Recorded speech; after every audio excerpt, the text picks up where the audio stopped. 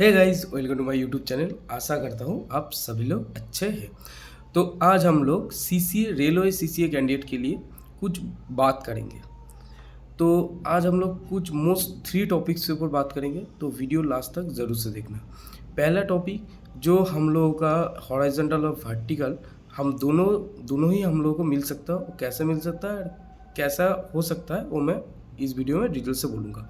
Second होगा, अब हम लोगों को मिनिमम मार्क्स, मतलब सीसीए कैंडिडेट को मिनिमम कितना मार्क्स लाना पड़ेगा। और थर्ड है हम लोगों का वैकेंसी। इस बारे में हम लोग बात करेंगे। तो पहले बात करते हैं वैकेंसी के लेके। तो रिसेंट हम लोगों का 22,000, हम लोग मतलब मैं भी अप्रेंटिस कर रहा हूँ अभी, मतलब सीसीए कैंडिडेट फुलफिल नहीं हूँ, कंप्लीट नहीं हूँ, लेकिन कर रहा हूँ। तो सीसी कैंडिडेट के लिए जो 22,000 का वैकेंसी निकला था, वहाँ पर ईस्टर्न रेलवे में शायद से 238, मतलब टोटल ऑल इंडिया बेसिस है 4,400, मतलब 4400 हम लोगों का सीसी कैंडिडेट का वैकेंसी निकला। तो जून वाइज कितना पड़ सकता है, मतलब सोच सकते हो ईस्टर्न रेलवे में 238, मतलब 238 कितना हो सकता है। ईस्टर्न रेलवे में रोज प्रति साल, मतलब हर साल 3,300 समथिंग कैंडिडेट लेता है, वैकेंसी छोड़ता है। तो 3,300 वैकेंसी छोड़ता है, लेता इस बार कितना ले रहा है, 238। कितना कंपटीशन है वो पहले सोच लीजिए, बहुत कंपटीशन है। वो आ गया वैकेंसी ले, मतलब ईस्टर्न रेलवे में इतना कम कैंडिडेट को मौका मिलेगा, वैकेंसी है। तो सोच लीजिए बाकी जो जोन में है कितना ज़्यादा होगा। हार्डली सबसे वेस्टर्न रेलवे में दिल्ली के साइड ऐसा कुछ होगा, 300 350 को मैक्सिमम वैकेंसी आया है, उससे ज़्यादा नहीं आया। तो सीसीए कैंडिडेट लोग भाई बहुत पढ़ना पड़ेगा। पहले सोचते थे कि 2019 का वैकेंसी के बाद ज़्यादा पढ़ना नहीं पड़ता, हो जाएगा, लेकिन अभी पढ़ना पड़ेगा, वैकेंसी बहुत कम है। ये गया पहला टॉपिक। दूसरा टॉपिक, हम लोगों का जो मार्क्स, मिनिमम मार्क्स कितना लाना पड़ेगा। जो सीसी कैंडिडेट है उन लोगों को शायद से पता है, लेकिन नहीं पता है तो बोल देता हूँ कि जो जनरल कैंडिडेट है उसको 1/3 प्लस 2/3 जो होता है उसको मिला के जनरल कैंडिडेट को 40 मार्क्स लाना पड़ेगा। और जो OBC, SC, ST, EWS candidate है उन लोगों को 30 मार्क्स लाना पड़ेगा। आप लोगों को तो ये पता है, जो मार्क्स, जो मतलब मार्क्स हम लोग को मिलेगा, मतलब सपोज़ आपको 90% मिला, बस 60% मिला, तो उसका 3/1 हम लोग को मिलेगा, मतलब 30 मार्क हम 60 होगा तो 20 मार्क्स हम लोग को मिलेगा। और जो आप एग्ज़ाम देंगे उसमें 3/2 हम लोग को मिलेगा। अगर आपको 60% ही एग्ज़ाम में मिला, 60 में आप लोग को मिलेगा 40 मार्क्स। और जो हम लोगों को सर्टिफिकेट मिलेगा उसका मिलेगा 1/3। ठीक है, ऐसे करके हम लोग को टोटल में 40 मार्क्स लाना पड़ेगा जो जनरल कैंडिडेट है। अगर ओबीसी, एससी, एसटी होगा तो 30 मार्क्स लाना पड़ेगा। अगर नहीं लाए तो क्वालिफाई नहीं होगा। कट ऑफ जितना भी कम जाए आप लोगों को क्वालिफाई नहीं होंगे। तो ये बात समझ में मतलब लाना पड़ेगा।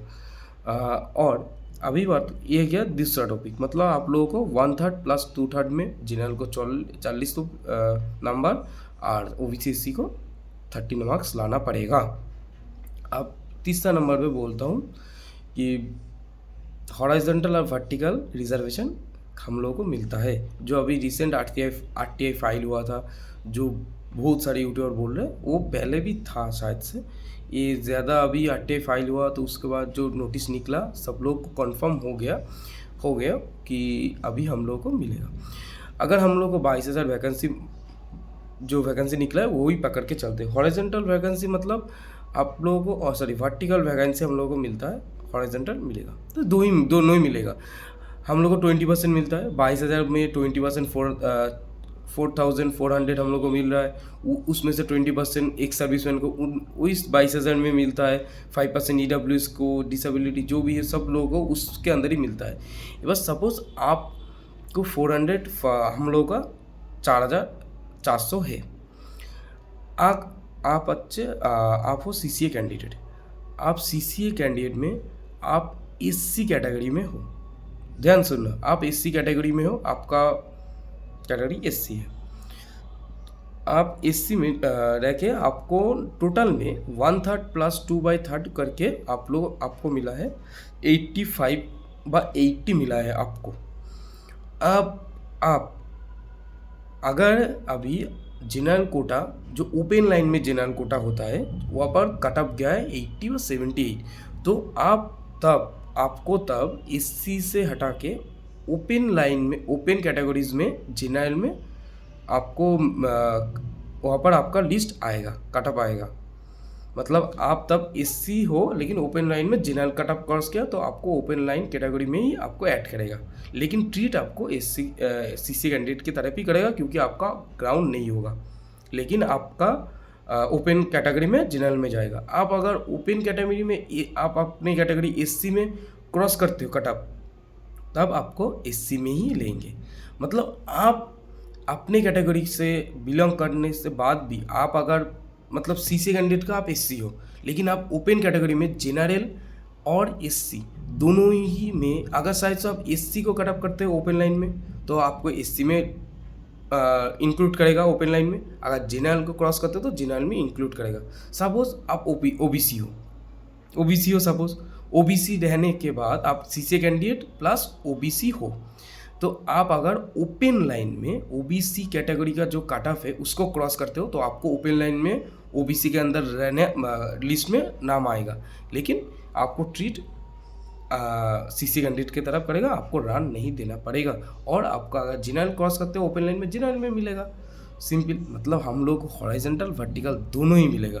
तो जो लोग बहुत ज़्यादा पढ़ाई कर रहे हैं करो भाई, क्योंकि हम लोग का वैकेंसी बहुत कम हो चुका है, बहुत कम 238 मतलब 2038 मतलब इतना कम ईस्टर्न रेलवे में वैकेंसी है, तो पढ़ाई तो करना पड़ेगा क्योंकि